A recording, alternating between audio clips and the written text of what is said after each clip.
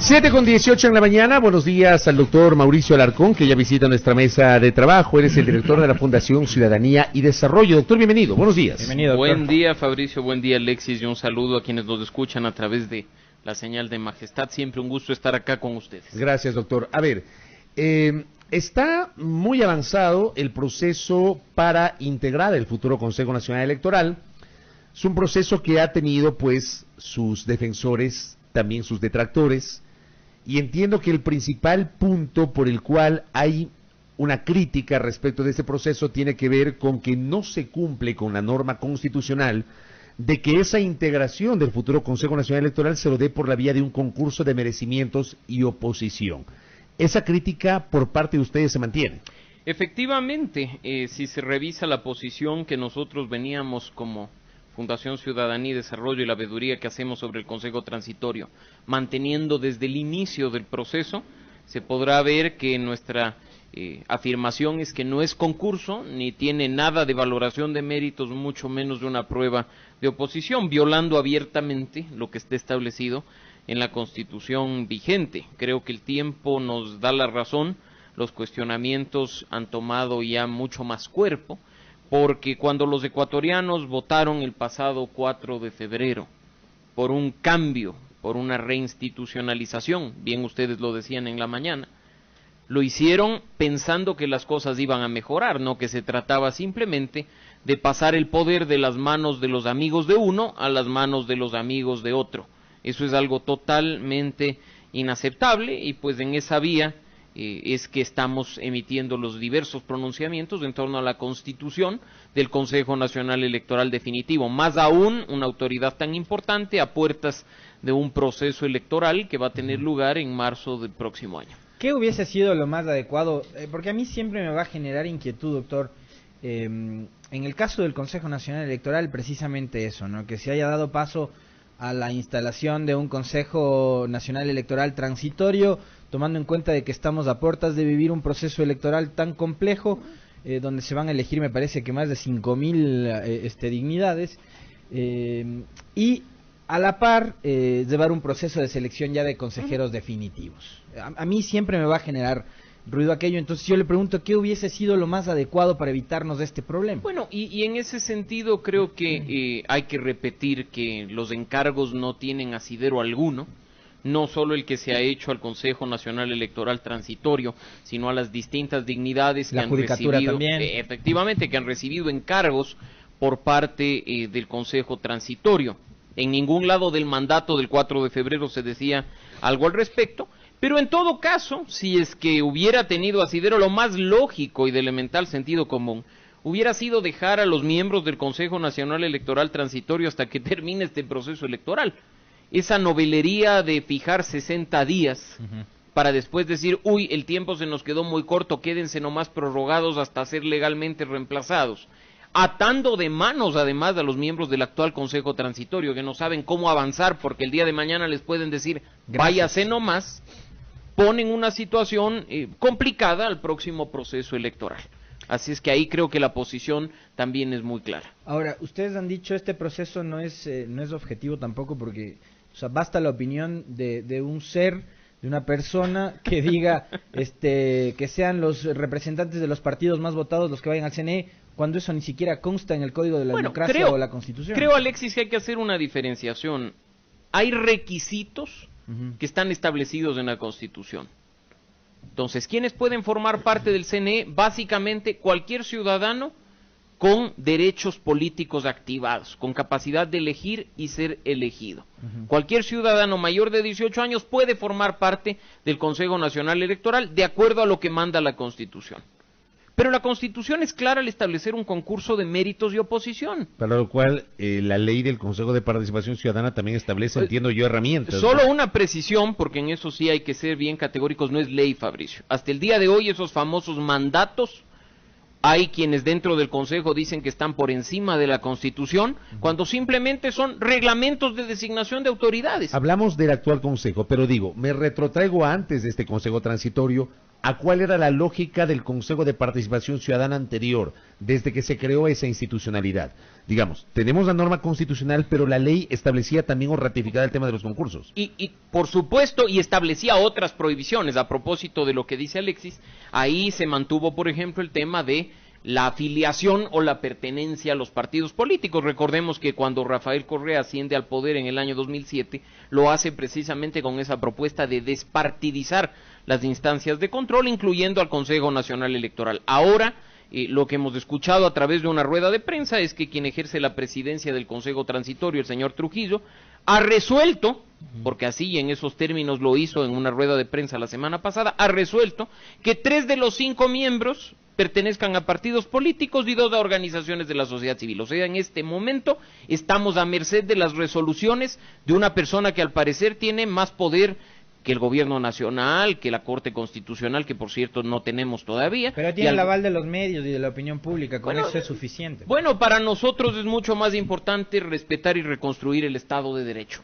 Para nosotros hay que también aprender a reinstitucionalizar este país que ya vivió metidas de mano durante los últimos 10 años, y acá no estamos desde la sociedad civil para ser complacientes de acuerdo a nuestras conveniencias en función de la coyuntura. Pero aquí estamos para ser frontales a pesar de las críticas que por supuesto no han faltado en este tiempo. Pero qué difícil es, doctor, en este momento pedir que se actúe apegado a derecho, pues. Pero claro, porque ahora resulta que el problema, al parecer, era que ciertas instancias de poder estén en manos de los amigos del gobernante anterior. Pero ahora pasamos, como ustedes bien lo decían en la mañana, al reparto de otros partidos políticos. La ciudadanía, ¿dónde queda entonces? ¿Dónde queda ese discurso de despartidización? Nos hubieran dicho desde un principio que el objetivo era repartirse el poder de manera más proporcional entre partidos políticos y lo hubiéramos pensado bien antes de votar el 4 de febrero. Yo debería entender entonces que lo que está pasando de alguna manera se está asemejando al escenario anterior al de la Constituyente de Montecristi, cuando teníamos un Tribunal Supremo Electoral integrado por delegados de organizaciones políticas. Bueno, partamos del hecho de que si es que eso se quería hacer, debía estar claro desde el principio. ¿En qué parte de la norma vigente, sea reglamento, sea ley, sea la propia Constitución, nos dicen que hay un reparto entre partidos políticos y organizaciones sociales? Eso no consta en la consulta popular del 4 de febrero. No, las reglas de juego deben ser claras desde el primer día y no pueden ser modificadas conforme avanza un concurso, en función de ver qué nombres se presentan. No se puede tampoco establecer privilegios ad hoc para ciertas personas que están concursando y dejar por fuera a otras que indiscutiblemente tienen más méritos. Acá no estamos, y eso quiero ser muy claro, cuestionando nombres. Las 14 personas que están para el Consejo Nacional Electoral en este momento sabrán por qué lo están. Lo que nosotros pedimos es transparencia, por un lado, que se conozcan los criterios por los cuales esas 14 personas están ahí, para quitar esta sombra de dedazo, que ahora es más fuerte que en tiempos pasados, y también que en esta línea se respeten principios básicos que están establecidos en la Constitución. Dejemos de lado a las personas. Aquí no es que la organización esté en contra de tal o cual postulante al CNN aupando candidaturas. Pero sepamos somos por qué veedores. Llegaron. Pero sí sepamos por lo menos por qué llegaron. Sepamos por qué llegaron. Porque en este momento, cuando semanas atrás circulaba una lista de los 31 postulantes que pasaron, con una supuesta valoración de méritos, resulta que quienes tenían pocos o ningún mérito forman parte de los 14, y personas con bastantes méritos quedan fuera de la lista. Ahora yo le pregunto, doctor, ustedes que son una fundación, una ONG, que no está vinculada a partido político alguno, ¿van a tomar partido ahora sí? Es decir, antes se cuestionaba, por ejemplo, pero ¿por qué ganó Poli del concurso? Decían aquí los vocales del concurso. Es que nadie impugnó. Y el anterior fue 100 sobre 100, ¿eh? Claro, es que nadie impugnó, es que nadie apeló. Ustedes ahora sí se van a mojar el poncho, van a impugnar candidaturas. Nuestro rol como veedores es canalizar esa información que la ciudadanía no accede directamente. Hemos hecho el viernes de la semana pasada, es decir, no esta que acaba de concluir, sino la anterior, un pedido formal al Consejo Transitorio, basado en la Ley Orgánica de Transparencia y Acceso a la Información Pública, para que se nos entregue los criterios de evaluación y las razones por las cuales esas 14 personas están ahí. No basta con que la ciudadanía acceda a partir de la página web a las carpetas que han presentado los 14, que bueno, deberían estar en realidad asequibles todas las carpetas, para poder llevar adelante una impugnación. Necesitamos todos los criterios. Agradecemos también a ciudadanos que a través de las redes sociales nos han estado enviando información en los últimos días relacionada con anomalías en este proceso, al que debe dejar de llamarse concurso. Este proceso de designación de nuevos miembros del Consejo Nacional Electoral. Si no es concurso, ¿qué es entonces? Es un proceso, es un proceso. Es indiscutible que hay etapas, es indiscutible que está basado en una norma, pero también está a merced del criterio del poderoso de turno, y en función de ello, pues veremos los resultados. Es cualquier cosa menos un concurso. No se ha calificado méritos, no se ha establecido una prueba de conocimientos. Ahora veamos qué pasa con las impugnaciones. Ojalá no sea, como bien decía Alexis, que pasamos también a la etapa en la que ciudadanos fundamentadamente impugnan a los candidatos, pero por decisión política se desechan las impugnaciones para acomodar las fichas en función de los intereses coyunturales. Ahora, usted ha sido claro al señalar que este no es un concurso. Al no ser un concurso no se incluyen los méritos y oposición, y al no incluir estos parámetros estamos violando la Constitución. Claramente. Pero si es que a alguien se le ocurre demandar la inconstitucionalidad de este proceso, resulta que no hay Corte Constitucional. Ah, y ese es otro de los puntos críticos, ¿no? 60 días de vacancia nos dijeron. Ya se cumplieron esos, ¿no? 60 días. Y estamos esperando las ternas para iniciar el proceso. Ahí sí, concurso de méritos y oposición para designar la nueva Corte Constitucional. Ya párenle a la novelería. Ecuador no está para vivir más experimentos. El proceso de reinstitucionalización y de reconstrucción del Estado de Derecho debe ser serio, debe ser transparente y debe contar con la mayor participación ciudadana posible. No estamos para seguir en esta selección cada 10 años del Mesías de turno que nos venga a solucionar las cosas, sino que debemos actuar de manera seria y responsable de cara a definitivamente mejorar lo que está pasando en el país. ¿Por qué a su criterio, y hace rato que hablaba el doctor Alarcón de este afán de tener organismos transitorios, ocurrió con el Consejo de la Judicatura, ocurrió con el Consejo Electoral? ¿Por qué a su criterio decide Trujillo y compañía llegar a esta vacancia constitucional y dejarle al país sin corte constitucional, sin el máximo organismo hasta el día de hoy, en lo personal y a nivel institucional, no entendemos. No hay un patrón o una lógica respecto a los encargos que se dan o a los que no se dieron, porque en unos casos se hace designación de encargado a funcionario de la misma institución. Como el caso de la Contraloría. Como en el caso de la Superintendencia de Control de Poder de Mercado, que pasó. Como en el caso de la Superintendencia de Comunicación. En otros, hacen un encargo por fuera de la institución.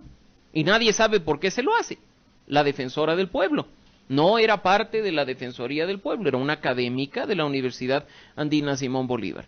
Y después, en cambio, se tiene como que no sabemos si encargamos o no encargamos del contencioso electoral, declaremos una suerte de vacancia constitucional para la Corte, no va a pasar nada. O sea, mucho más práctico hubiera sido, de nuevo, que las reglas estén claras desde el primer momento, porque a lo que nos sometemos, desgraciadamente, con el panorama como está, es a futuras demandas internacionales. A mí, de lo que ¿Usted sí teme que eso pueda ocurrir, doctor? Pero es que ya está pasando, Alexis, y eso es algo que lamentablemente no se conoce a través de los medios de comunicación, porque además, los que pagamos los platos rotos de esas demandas no van a ser ni el señor Trujillo, ni el señor Dávila, ni los miembros del Consejo Transitorio, sino nosotros, porque los recursos con los que se pagan las indemnizaciones de cientos de miles de dólares en, por ejemplo, el sistema interamericano, sale del bolsillo de los ecuatorianos.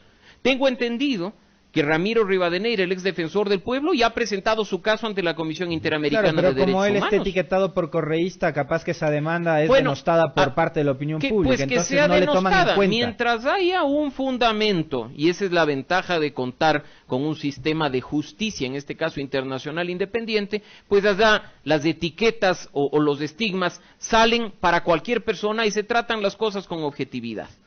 Esa es la ventaja de contar con un sistema de justicia independiente. En este caso, se anticipó en su momento, a pesar de que por lo menos a nosotros nos han acusado de todo por estar tratando el tema de manera objetiva, y Alexis se ríe porque sabe que no es mentira, nos han dicho de todo, pero lo que buscamos nosotros es que se hagan las cosas bien. ¿Para qué? Para que en 5, 10 años No seamos los ecuatorianos que desde nuestro bolsillo vamos a pagar la indemnización del ex defensor del pueblo, del ex superintendente de bancos, de los ex miembros del Consejo Nacional Electoral. La misma duda, por ejemplo, de por qué para unos sí transición y para otros no, le deja a usted el hecho de que por qué, por ejemplo, al contralor subrogante no se le evaluó. No, y además, o sea, no había cómo evaluar, ojo con eso, y en eso también nosotros tenemos, como ustedes recordarán, un informe previo a la constitución incluso del Consejo Transitorio, donde se decía a quienes sí y a quienes no evaluar en función del mandato del 4 de febrero.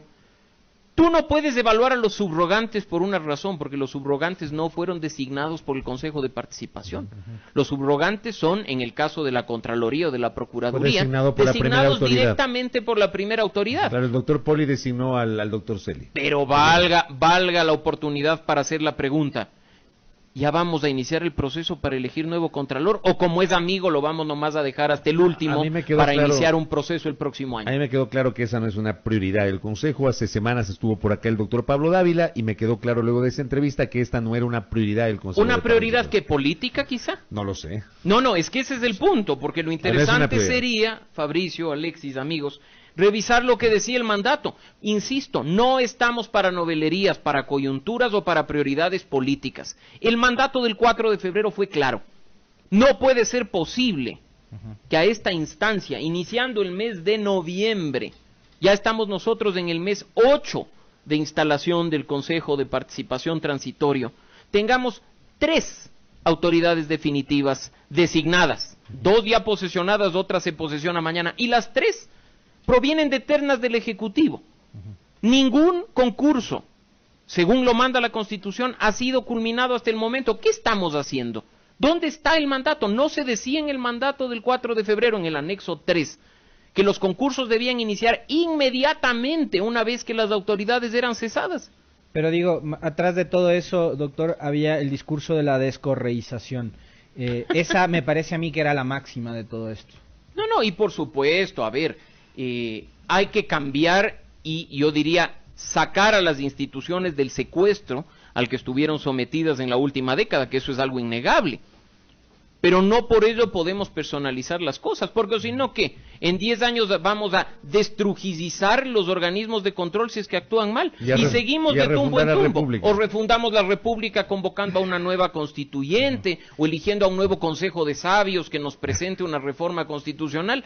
Los ecuatorianos también tenemos que asumir parte de esa responsabilidad, Alexis, y dejar de lado ese afán de que todo nos lo solucionen por la vía fácil. Fui y voté el 4 de febrero y ya, solucioné el Estado de Derecho, reconstituí el país, qué gran cosa.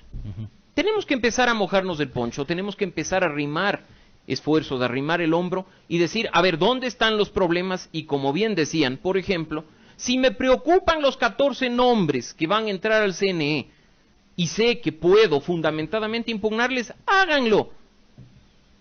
Lleven adelante esos procesos de manera seria, utilicen la información que está a disposición. Caso contrario, ¿con qué derecho los ciudadanos se quejan de cómo quedarán establecidas las autoridades de control dentro de unos años?